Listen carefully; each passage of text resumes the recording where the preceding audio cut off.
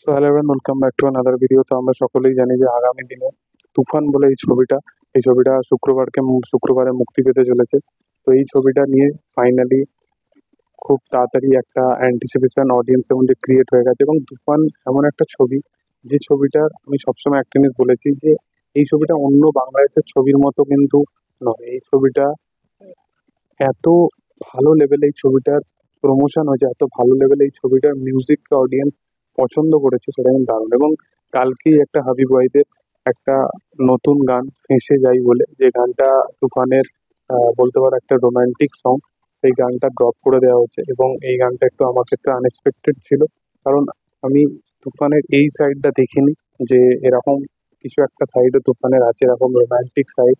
এবং ছবিটা হয়তো কোনো ব্যাকড্রপের কাহিনী হয়তো দেখাতে পারে, বা সাকিব খানের চরিত্রটার মধ্যে হয়তো দুটো শেড থাকতে পারে, যেখানে একটা সাকিব খান যে তুফান, এবং আর একটা সাকিব খান যে হয়তো নর্মাল, কোনো ডাবল রোলও থাকতে পারে সাকিব খানের।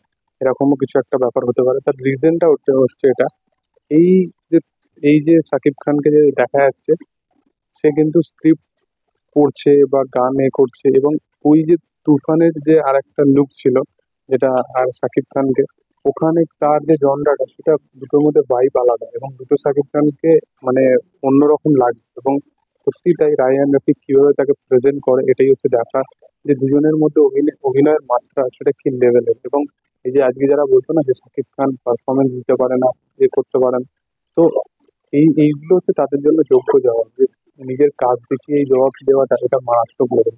এবং গানটা খুবই সোলফুল একটা গান, এবং শাকিব খান এবং নবিলা দুজনের পারফরমেন্স, এবং দুজনের কেমিস্ট্রি ইকুয়েশন বেশ ভালো।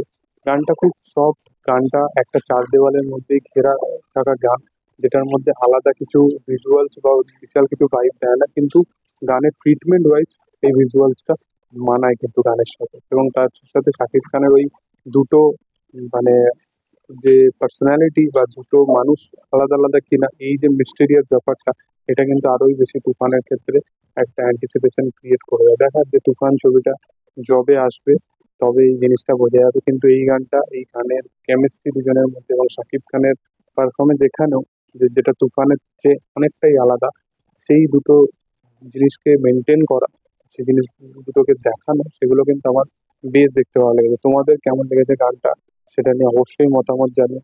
ভিডিও ভালো লাগলে অবশ্যই লাইক শেয়ার সাবস্ক্রাইব করে দিও। Thank you all.